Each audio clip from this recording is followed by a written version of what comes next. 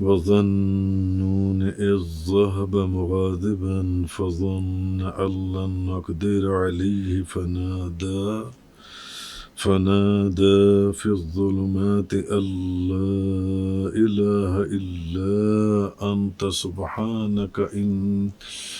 كنت من الظالمين فاستجبنا له ونجيناه من الغم وَكَذَلِكَ نُنْجِي الْمُؤْمِنِينَ۔ اور مچھلی والے یونس کو یاد کیجیے جب وہ اپنی قوم پر غضبناک ہو کر نکلے تو انہوں نے یہ گمان کیا کہ ہم ہرگز ان پر تنگی نہیں کریں گے۔ پھر انہوں نے تاریکیوں میں پکارا کہ تیرے سوا کوئی عبادت کا مستحق ہی نہیں ہے، تو پاک ہے، لا الہ الا انت سبحانک انی کنت من الظالمین، کہ تیرے سوا کوئی عبادت کا مستحق نہیں ہے، تو پاک ہے، بے شک میں ہی زیادتی کرنے والوں میں سے تھا۔ فَاسْتَجَبْنَا لَهُ وَنَجَّيْنَاهُ مِنَ الْغَمِّ، تو ہم نے ان کی پکار سن لی اور ان کو غم سے نجات دے دی۔ وَكَذَلِكَ نُنْجِي الْمُؤْمِنِينَ، اور ہم اسی طرح مومنوں کو نجات دیتے ہیں۔ اب یہاں پر ان آیات میں حضرت یونس علیہ السلام کا واقعہ بیان کیا جا رہا ہے، اور واقعہ کچھ یوں ہے کہ حضرت یونس علیہ السلام کی قوم کی لوگوں نے جب آپ کی دعوت کو قبول نہ کیا، آپ ان کو اللہ کی طرف بلاتے تھے، تو ان لوگوں نے جب آپ کی دعوت کو قبول نہ کیا اور نہ ہی آپ کی نصیحت کو سمجھنے کی کوشش کی، اور اپنے کفر پر ڈٹے رہے۔ آپ دعوت دیتے تھے، نصیحت کرتے تھے، کفر سے روکتے تھے، مگر وہ نہ دعوت قبول کرتے تھے، نہ آپ کی نصیحت کو قبول کرتے تھے، کفر کے اوپر قائم رہتے تھے اور کفر پر ہی قائم رہے۔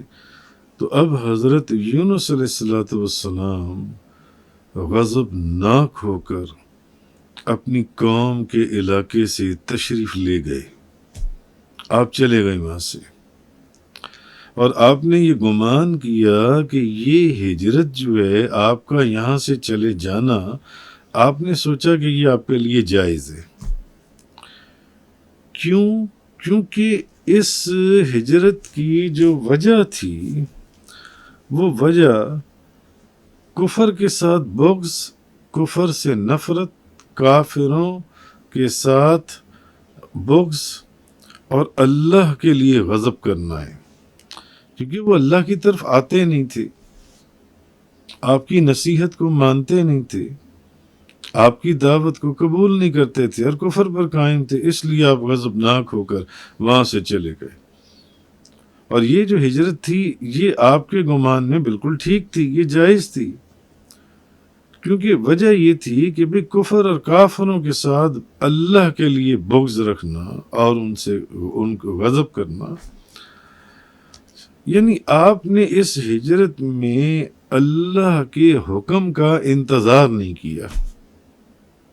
کہ آپ اللہ کے حکم کا انتظار کرتے، آپ غضبناک ہو کر اس علاقے سے تشریف لے گئے۔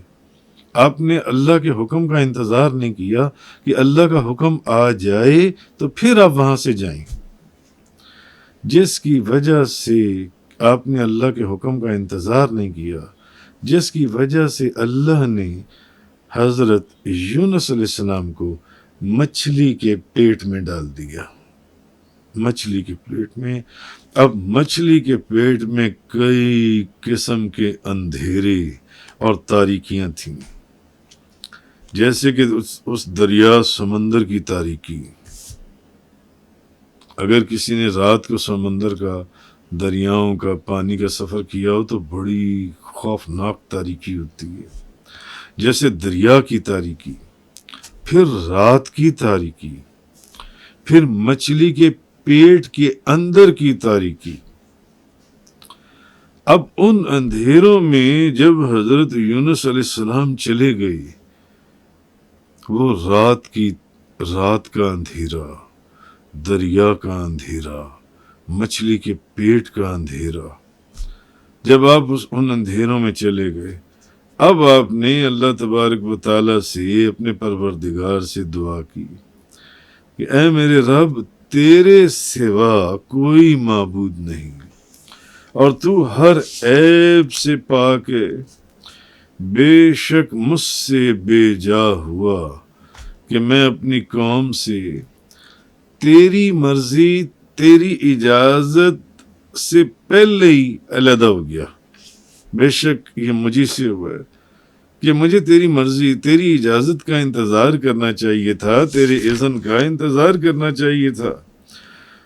تو آپ نے فرمایا لا الہ الا انت سبحانک انی کنت من الظالمین۔ اب آپ نے ان اندھیروں کے اندر، دریا کے اندھیرے میں، رات کے اندھیرے میں، مچھلی کے پیٹ کے اندر، اس اندھیرے کے اندر، اب آپ نے یہ دعا فرمائی۔ آپ نے فرمایا تیرے سوا کوئی معبود نہیں ہے، تو ہر عیب سے پاک ہے، بے شک یہ مجھ سے جلدی ہو گئی کہ میں تیری مرضی کے بغیر ہی اور تیرے اذن کے بغیر میں وہاں سے اس قوم کو چھوڑ کر جن سے چلا گیا جن سے۔ تو چونکہ آپ اہل نینوا کی طرف نبی بنا کر بھیجے گئے تھے، اور میں پہلے عرض کر چکا ہوں کہ آپ نے انہیں بہت سمجھایا، مگر وہ ہٹ دھرم تھے، وہ آپ کی نصیحت مانتے ہی نہیں تھے، وہ اللہ کی طرف آتے ہی نہیں تھے، وہ کفر کے اوپر قائم تھے۔ اب جب بہت عرصہ آپ انہیں تبلیغ کرتے رہے اور ان کے اوپر کوئی اثر نہ ہوا تو آپ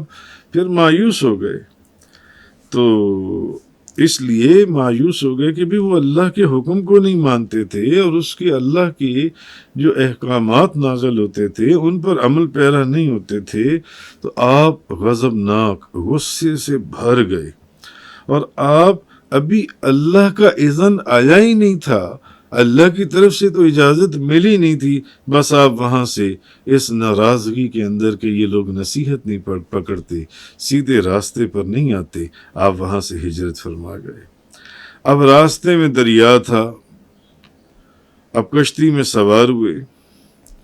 جب کشتی دریا کے درمیان میں پہنچی تو کشتی ہچکولے کھانے لگی۔ اب جو کشتی چلانے والے ملاح تھے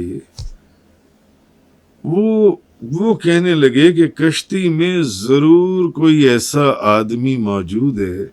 جو اپنے مالک سے بھاگ کر آیا ہے، اور اس کی نحوست کی وجہ سے کشتی ڈوبنے لگی ہے۔ اب جب عین بیچ اس سمندر یا دریا کے پہنچے، کشتی اب ڈوبنے لگی ہے۔ اب جب آپ نے سنا کہ لوگ آپس میں یہ باتیں کر رہے ہیں کہ ہمارے اندر کوئی ایسا بندہ موجود ہے جو اپنے مالک سے بھاگ کر آیا اور اس کی نحوست کی وجہ سے کشتی ڈوبنے لگی ہے، تو جب آپ نے یہ سنا تو آپ اٹھ کر کھڑے ہو گئے اور آپ کہنے لگے کہ وہ میں ہوں جو اپنے مالک سے بھاگ کر، چنانچہ آپ کو دریا میں پھینک دیا گیا۔ اب دریا میں ایک بہت بڑی مچھلی،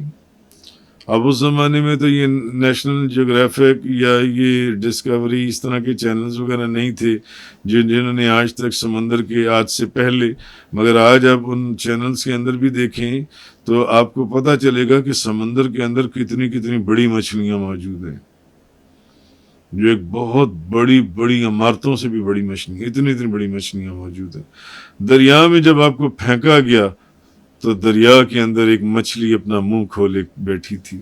آپ سیدھا اس مچھلی کے منہ میں چلے گئے جو ان سے۔ اور ایک روایت میں یہ بات بھی آئی ہے کہ کشتی میں سواریاں زیادہ تھیں، جب کشتی ڈولنے لگی تو باقی سواریوں کو بچانے کے لیے لوگوں نے کہا کہ ایک آدمی کو دریا میں پھینک دو، کیونکہ سواریاں زیادہ ہیں، کشتی قابو میں نہیں آ رہی، اس گہرائی میں کہیں کشتی ڈوب نہ جائے۔ 3 بار قرہ اندازی کی گئی کہ کس کو پھینکا جائے، ہر بار حضرت یونس علیہ السلام کا نام ہی نکلا پرچی کے اوپر۔ اب جب 3 دفعہ آپ کا نام نکلا تو آپ نے دریا میں چھلانگ لگا دی۔ اب جب آپ نے دریا میں چھلانگ لگائی تو اب اللہ کے حکم سے وہاں اس مقام پر سمندر کے ایک بہت بڑی مچھلی اپنا منہ کھول کے کھڑی ہوئی تھی، اور آپ نے ان مچھلیوں کو دیکھا ہے، غالباً ان کے منہ اس کمرے سے بھی بڑے، اتنے بڑے ان کے منہ ہوتے ہیں۔ وہ منہ کھول کے کھڑی تھی، تو اس نے فوراً آپ کو اپنے اندر کھینچ لیا، اپنے اندر نگل لیا۔ اللہ نے حکم فرمایا، اے مچھلی، یہ تیری خوراک نہیں ہے، بلکہ ہم نے اسے تیرے پیٹ کے اندر، تیرے پیٹ کو ہم نے اس کے لیے قید خانہ بنایا، اور خبردار اس کو کوئی تکلیف پہنچی تو۔ جب آپ کو مچھلی نے نگل لیا تو اس وقت آپ نے اپنے مولا کریم کو ان پیارے الفاظ سے پکارا، اور آپ نے اس وقت اپنی غلطی کا اعتراف کیا کہ مجھ سے یہ بھول ہو گئی، اور اس کی وحدانیت اور اس کی سبوحیت کا اقرار کیا۔ تو اس وقت اللہ تعالیٰ نے اپنے اس پیارے بندے کی التجا کو قبول کیا۔ اس وقت اللہ نے آپ کی اس التجا کو قبول کیا، اللہ تبارک و تعالیٰ نے، اور کیا کہتے ہیں، قبول فرمایا تو مچھلی نے کنارے پر آپ کو اگل دیا۔ اور یہ دعائیہ جو کلمات ہیں یہ بارگاہ الہی میں اتنے مقبول ہوئے، فرمایا کہ ہم اہل ایمان کو